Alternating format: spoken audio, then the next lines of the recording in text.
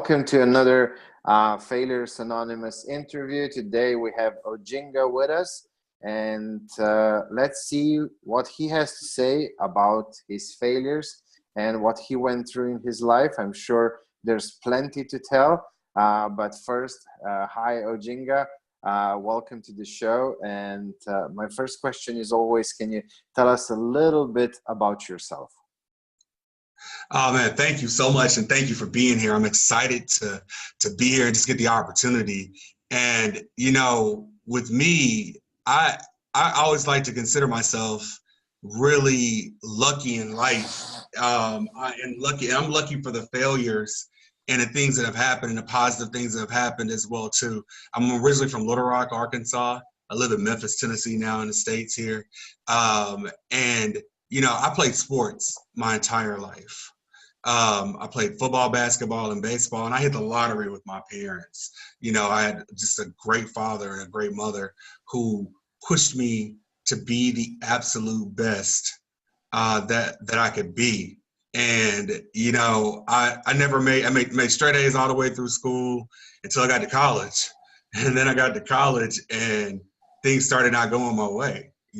And so that I had a hard time adjusting to that, to things not going my way and everything as far as that. And so I tell you, it taught me a lot and has helped mold the person that you see here in front of me. And so I'm excited to get a chance to share a little bit. Perfect. But yeah, tell me a little bit, like, who is Oginga today? What it is that you do? Just a quick intro, a little bit about yourself before we dive into the failures. Awesome. Yeah, well, I'm a certified high performance coach. And so there's only 500 of us in the world with this certification. And so I work with individuals and businesses on how it is they can find clarity in what it is they need to get done. And so I love what it is I get to do. I love the opportunities to be able to move forward and push forward in my life and in my clients' lives. And we run events where we bring people in for 3-day intensives. And, it's all about how do we actually attain those goals in our life. My most recent book is called Your Limitless Life. And so it's about creating limitless lives. And it's basically been for me, get a chance to work with some of the top 1% of producers in the world and learning what it is that they do, and me kind of sharing those key indicators in order to do that. And so, yeah, that's been super exciting for me, and I love the fact of being able to get that done. Perfect. But okay, let's go to the failures part. You already shed a little bit of light on the college part, but what would you say was your biggest failure? And probably not how you see it today, because you obviously learned the lessons, and maybe now it's something that you appreciate the most that happened to you. But at the time of it, the thing happening to you, what would you say was your worst failure ever?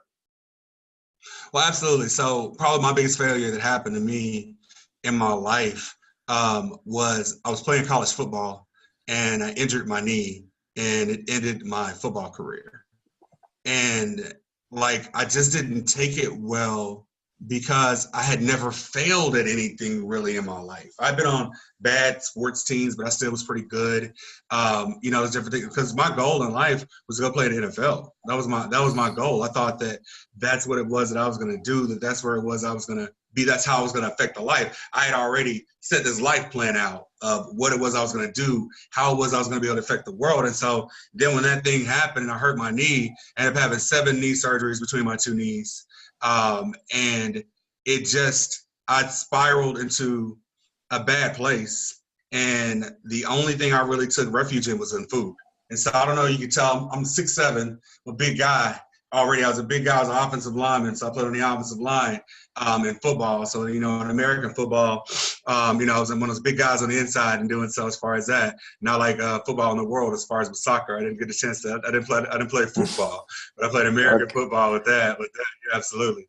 And so, next thing I know, when you're around your family, your friends, they see you kind of spiraling into a destructive place. but they don't really know how to tell you or to be able to tell you to be able to do so.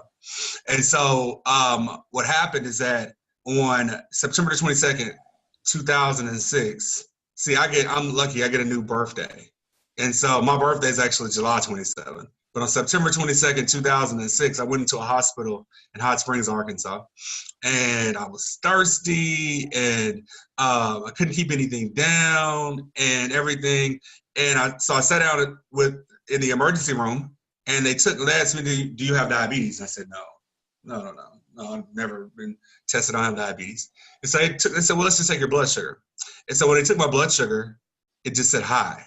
That's all it said on the meter. Okay. So they took the blood. It just said high. That's all it said on the meter. And so they're like, well, that's strange. So they took some blood from me, and my blood sugar was 954. And so that's 10 times what your blood sugar should be. Exactly. Yeah. 10 times. Your blood sugar should be like 90 to 100, and mine was 954. And so they were first marveling on the fact of how did I actually walk in? Why was I not in a diabetic coma? And so all these doctors, they're like sitting there and they're whispering to each other and looking back at me, whispering to each other and looking back at me, and I don't understand what's going on. Because I also made another key mistake, and that was getting sick without insurance as well too. So I'm in the hospital without insurance. They're just trying to figure out, what are we going to do with this guy? Like, what are we going to do with this guy? Like what's going to happen? And for a moment there, for a while there, I kind of started thinking, it might be okay if I don't make it through this. It might be okay that I think I've just kind of wasted my life away. At that point in time in 2006, I was 30 years old, and I just felt like I kind of wasted my life away, and I hadn't done what it was I needed to do, as I'd gone into this destructive pattern for, at that point in time, like 6 or 7 years. And I was there at that moment. And then I saw my mom come in. And so my dad was in the hospital with diabetes-related complications in a hospital like 45 miles away. And my mom, I had called her to tell her that I was sick, so she came to see me. And I saw this look on my mom's face. And I realized that I was killing her as well, too. And as much as I didn't care about my own life at that point in time, I didn't want to be a murderer or murder somebody else.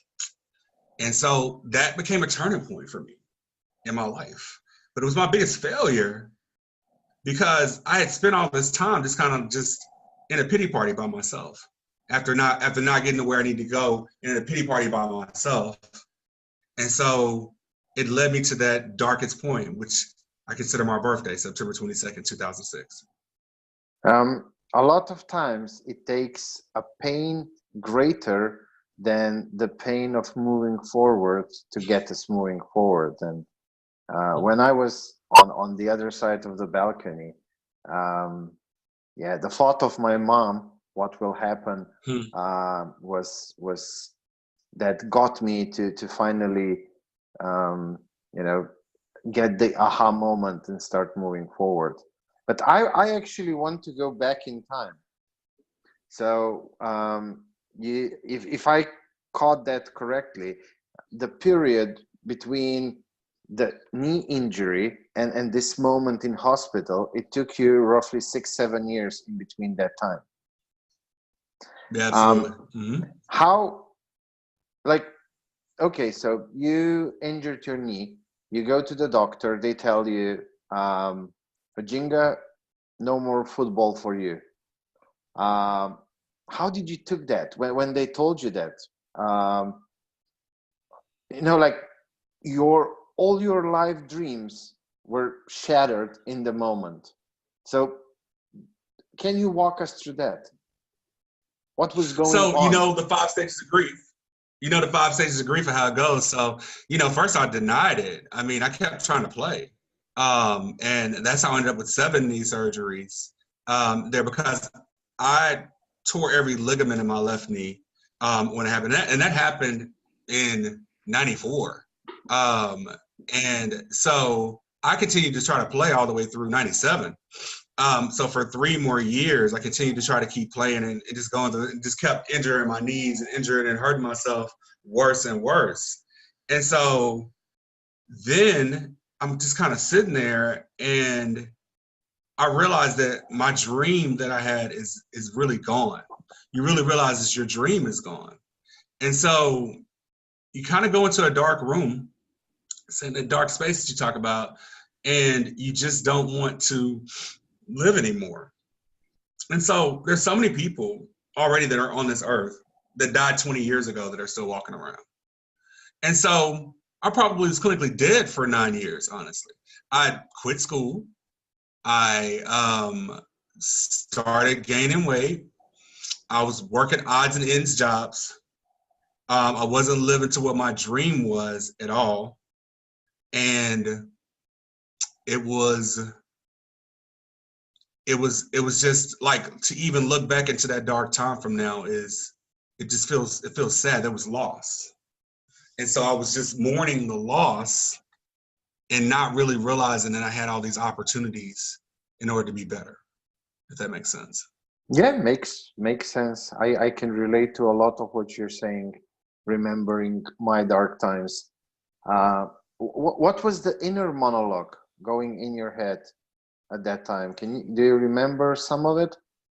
Oh yeah, absolutely. It was all about being a failure and failing at what it was that I thought I was going to do, and let my parents down, and letting the people who I wanted to be able to help down. Because like I said, I was lucky with my parents. I had great parents. And so, but I recognized how youth sports helped so many people who were around me who maybe didn't have a dad, or maybe didn't have the best situation at home. And so all of those things were things that I wanted to do and direct myself and direct my energy into in order to be able to create.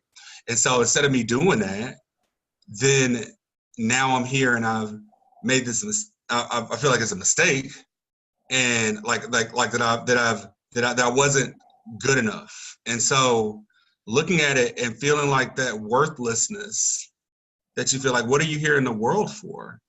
And so it was a long, slow, my dad used to say all the time that a rut is just a grave with the ends kicked out. And so I was just in that rut and just there, and like not living to who it was that I needed to be and what it was I needed to be able to create. So yeah. Yeah, and then it just goes from bad to worse, and so on, and you find yourself in that vicious cycle that you can't break free. Absolutely. And next thing I know, I'm in a hospital bed weighing almost 500 pounds. I was weighing 487 pounds. Oh, okay. Oh, yeah. So that's what went along with that as well too. Because I mean, it was about the comfort of food, because food didn't tell me that I didn't do it, or that I didn't make it, or whatever. As far as that, so food was my friend, but it wasn't, and so it was doing real damage to me. Absolutely. Okay. Now let's go back to that moment in the hospital, when you saw your mom and you saw that you're killing her with what you're doing or what you're not doing. And was that like an instant aha moment, or it took you some time to fully process it? Well, I tell you, it's funny because the name of my company is called Epiphany Consulting, and it's all about those aha moments, those things that happen, those epiphanies that strike you. So, what I did is I started to bargain.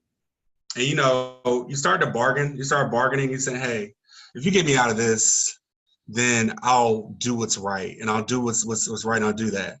But what happens many times is that a turning point is not necessarily a quick turn and a U-turn and you start going. You start to turn and veer your position some. You start to veer your position. And so that was the moment, that was the spark moment, but it still took time to actually figure out how to do it. And so that's when the success recipe was born for me. And so the success recipe is dream, believe, work, achieve, repeat. And so what I had to do is have a dream of what it was that I wanted to be able to do. And I need to actually believe in that dream. And I need to actually do the work toward that. And then you achieve it.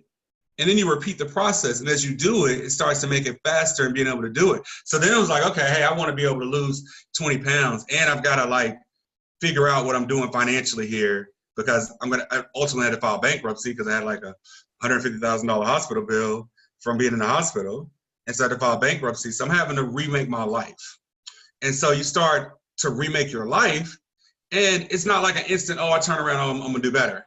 What happens is that you start to figure the processes of how it works. And so there's really 3 C's that came from that as well too. And those 3 C's are clarity, content, consistency. See, we can be clear on what our goal actually is, because most of us, what happens is that we have goals, but they're kind of vague. Oh, I'd like to lose some weight. And that's what I said, I want to lose some weight. But it wasn't until I said, I want to lose 75 pounds by this date that it became clear to me.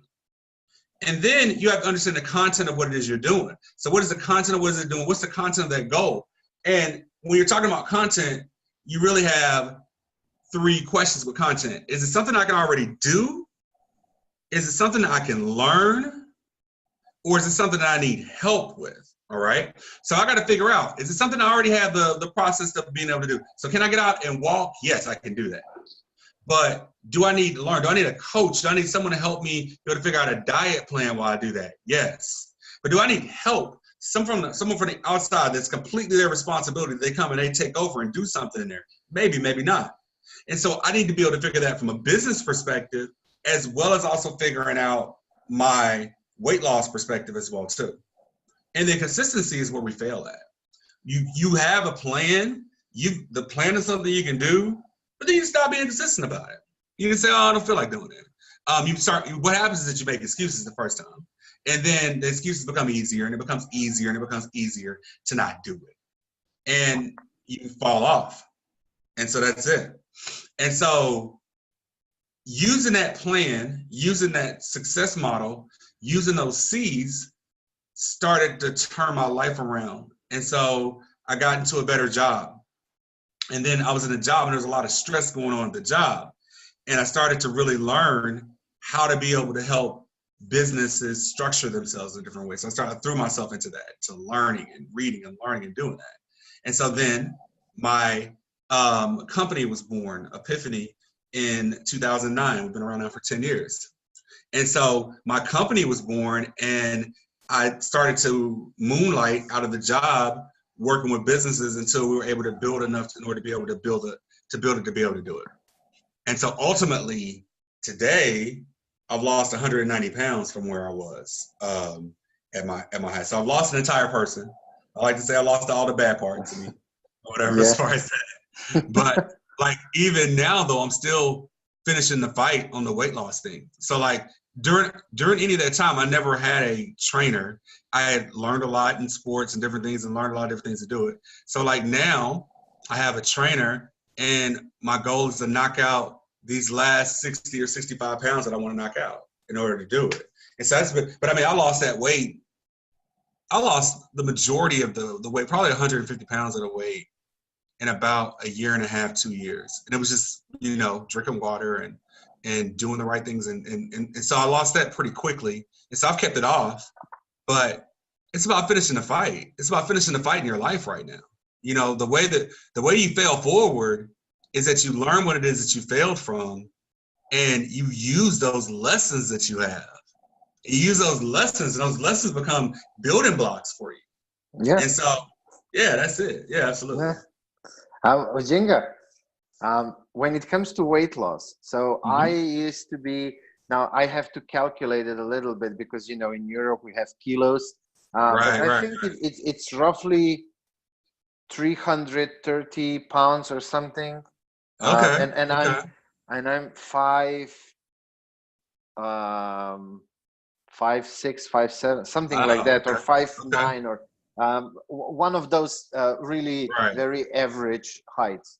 So I'm not really tall, and that was quite obese for my physique. Yeah. And I lost around 130 pounds. Yeah. I still have like 40, 50-ish to lose. And it took me now about a year and a half to come to this point, and I'm still pushing forward.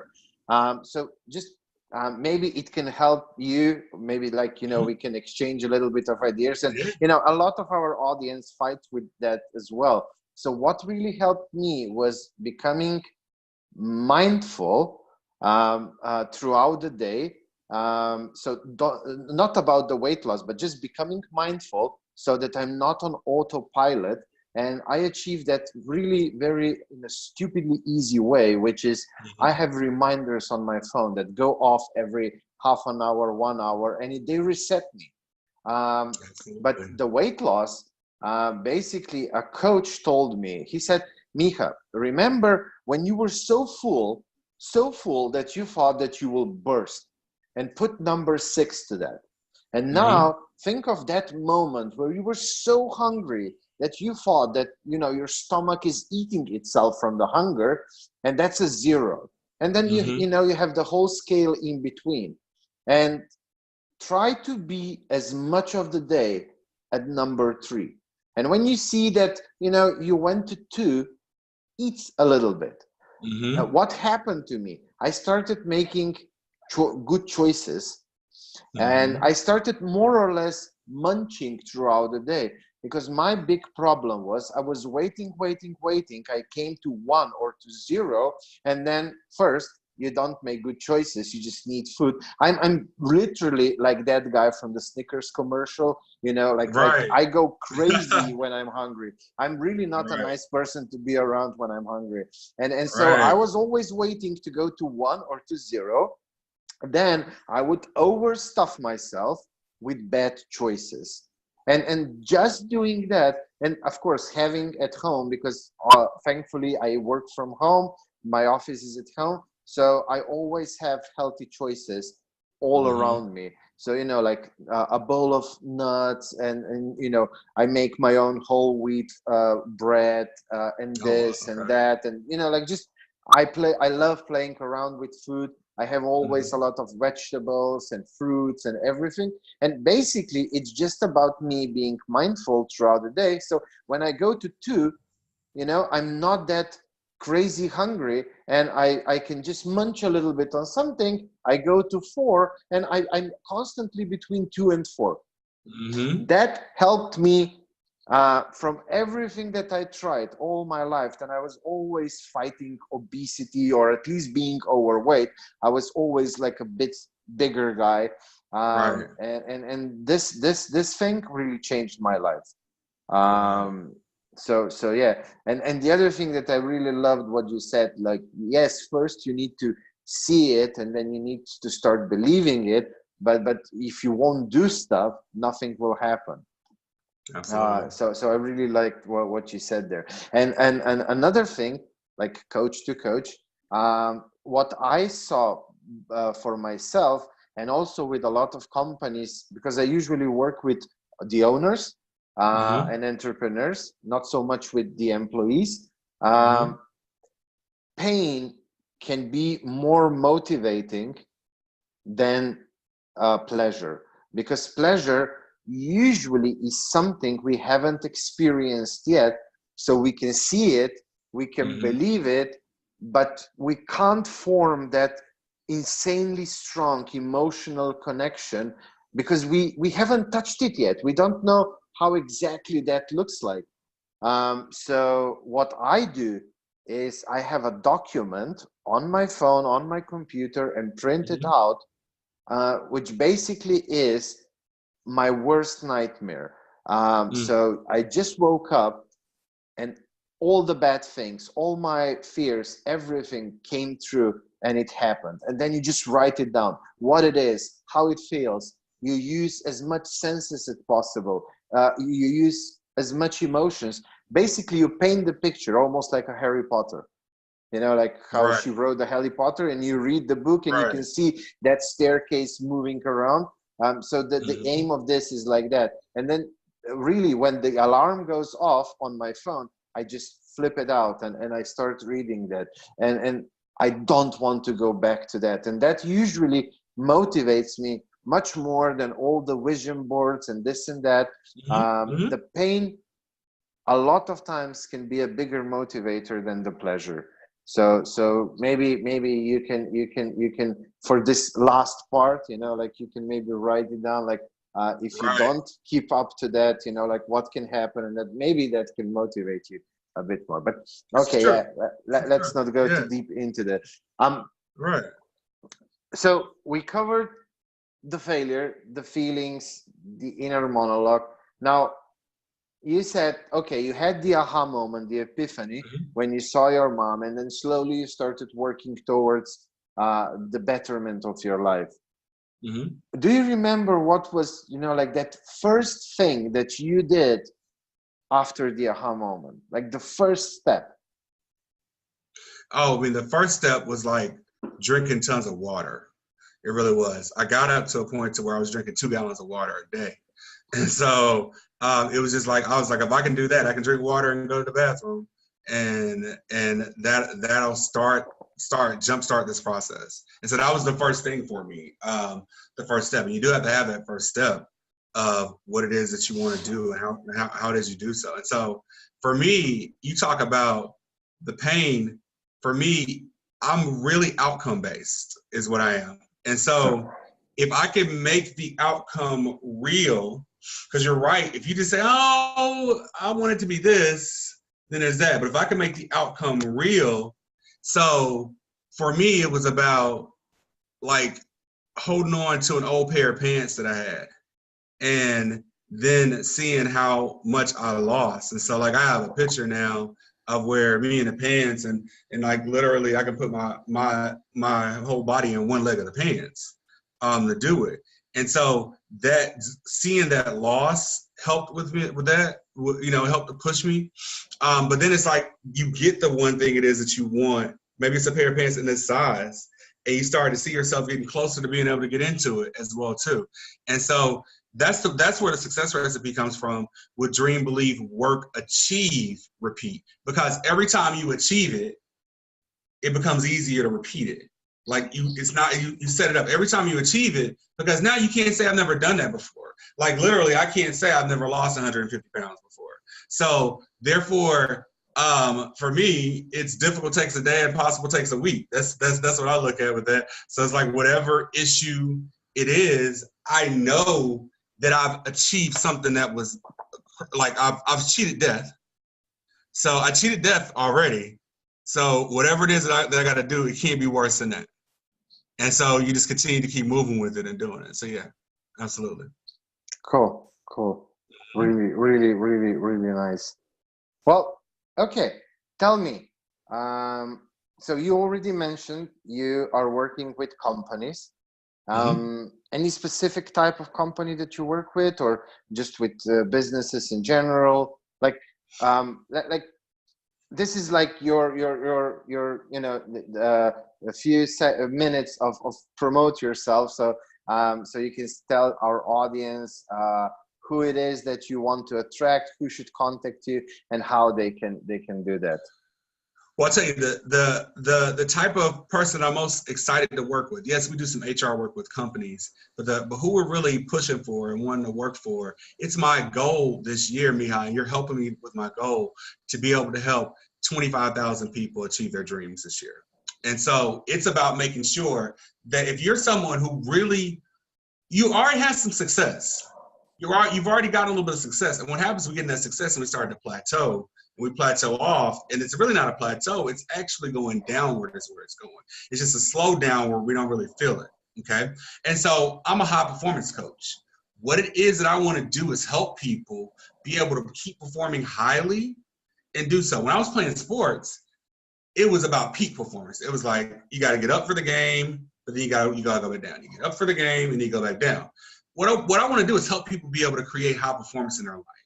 And so what we've come to understand are there's 13 key indicators to being able to live a limitless life.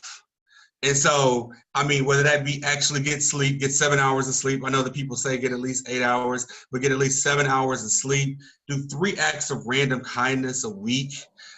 Set a productivity goal and look and see how you're doing it. Set a water goal every day. I'm not a doctor. I can't tell you how much water to drink, but set a water goal every day, because the more we do that, the more we put those things into place. So for me, it's about attracting people who are ready to master your life, ready to take high performance into your life and do it. And so one way we do that is with what's called a 5-day goals challenge. And so what it is that I want you just for 5 days to be thinking about your goals and how you do it. And so you sign up for this challenge, and I send you an email every day with a video on a goals challenge with that. And you can get that. The movement that we created out of all this is called Team Crushing It. And so the reason why it's called Team Crushing It is that we're crushing those obstacles that are in front of our goals. We're crushing those and knocking those out of the way. We're crushing timelines. We're getting there faster than you ever thought you can get there. And so we're growing this movement through our events, through the different things that we do online with that. And so you can go to teamcrushingit.com/goals and get that 5-day goals challenge for free.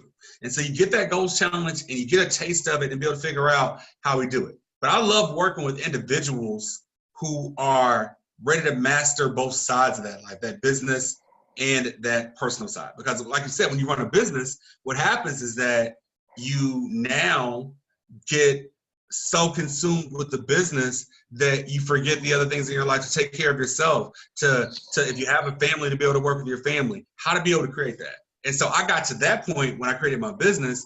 And so I became a high performance coaching client first. And now that's the reason why I'm a coach. My mentor as a coach is a guy by the name of Brendan Burchard. He is Oprah's coach. So, I mean, that's the thing. It is about the things that I teach to my clients are things that the top 1% of performers in the world do. And so that's the thing. I want to be able to make sure that I can help you be able to figure out how to grow. So I invite you, come check out the Goals Challenge. Check out the stuff that we have that's out there. We have an event that's coming up here in the States, in Memphis on February 28th through March the 2nd, called the I Dream, I Achieve Academy Live. We have the I Dream, I Achieve Academy online course that we have as well too, that kind of takes you to the steps of doing that as well. We run 3 events a year now. We have our breakthrough retreat that we do in June, where we go and it's intensive for 4 days, where I spend 4 days with you in a great house, where, you know, we have food for you and everything else and all those different things put together to do so with that. And then we run another live event in October called Limitless, the Limitless Summit. And so I'm just excited about it. I'm excited about the things we have that we're doing with it and to create it. And so I'd love to connect with people from your community who are really wanting to take that next level. You got to be serious. You got to be serious about wanting to take the next level. If you're just kind of dabbling with it, then it's not really for us, because we're intense, but we have a lot of fun. You know, I come from a sports background, so you know, we're intense. We have a lot of fun with it. Absolutely. I get it. Yeah, I mean, you can't help somebody who isn't hungry enough. Absolutely. Yeah. So cool. I will include this links. So the link to the challenge in the show notes. Any other preferred method of contacting you, or just go to your website, sign up for that, do that, and later on they'll have plenty of opportunities? Yeah, we put out weekly vlogs, video vlogs that we put out. Okay. So when you come to the website and get that, you'll be there on that list for that. You know, of course, Facebook. Luckily, I'm the only Oginga Carr that's around, so it's easy to find me. You know, our page on Facebook is I Dream, I Achieve with Oginga Carr. Is that, so come and like that page. We drop content on our page. We drop video content every day. Okay. So we go live every day. So we drop lives out there every day. We give away tons of free coaching, tons of ways for you to be able to figure out how do we do things, and do that. And so we talk about it. I like to live react with people. And so, hey, come join us. Come join our community. You know, I'll tell you, my dad told me this quote a long time ago, and it's the way I feel about our community, people we're building. And he said, you know, we are a family related by affinity, if not through consanguinity. And so literally, you know, we're related by the love of what it is that we do even if we're not related by the blood that's in our veins. And so, I lost my father in 2007, and that was another turning point for me, was as I was already turning around, to see my father pass away at such a young age, at 61 years old. It pushed me to what you see now. It pushed me to get the things done we get done. Absolutely. You and me, we have quite a lot in common. My father died when I was 24 years old. That was in 2003, and he was 62. Yeah. He died from pancreatic cancer. How about yours? It was from issues from the diabetes and losing the and like his kidneys and heart, honestly. And he unfortunately got diabetes in the Vietnam War from some of the chemicals that were used, and it's been proven that it gave some of those people that. So it was a difficult thing. Yeah, absolutely. Absolutely. Yeah. Okay. Well, it gave us a great base, Miha. That you're making your father proud, because it gave us a great base in what we're doing, and that what you're doing right now, and what you're doing with your movement and helping people face failure and move forward is amazing, and I appreciate it. I'm just so very thankful to have an opportunity to be able to share that with you. Thank you, and I'm really very thankful that you are open enough to talk about these things. Not many people are. And I'm a really strong believer that the healing starts when we say it out loud, even just to ourselves, or we put it on a piece of paper, but get it out of our system, not overthink on it, but start communicating it, even just to ourselves. And a lot of people are not ready to do what you just did. And for that, I really appreciate you a whole lot. And I'm really grateful and thankful.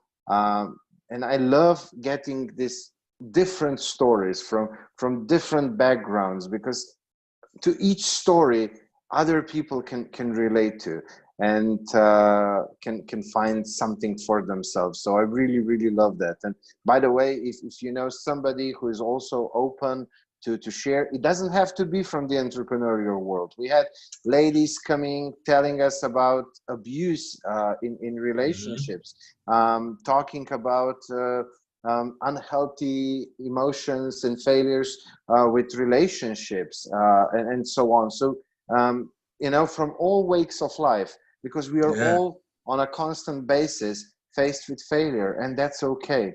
And I want people to know that it's okay, and it's not happening just to them, because sometimes it feels like it's happening just to us, but it's not. We are all sharing that experience of failures, and the sooner we develop that healthy relationship and see failure for what it is, a learning opportunity, a learning lesson to grow and to become better, and not get into that negative emotion roller coaster when we're faced with failure.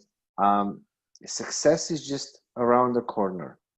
Yes. So yeah, I really appreciate it. And then now for the last thing, I always ask this at the end. So what is your one advice, the big advice that you would say give to our audience in regards to failure? I will tell you, I quote my dad a lot, because he shared a lot, and he told me that the road to success leads right through the garbage dump. And so you gotta go through it in order to be successful. Like, I used to just love like Behind the Music and all the different shows that talk about how artists got to be successful, or everybody's gone through something.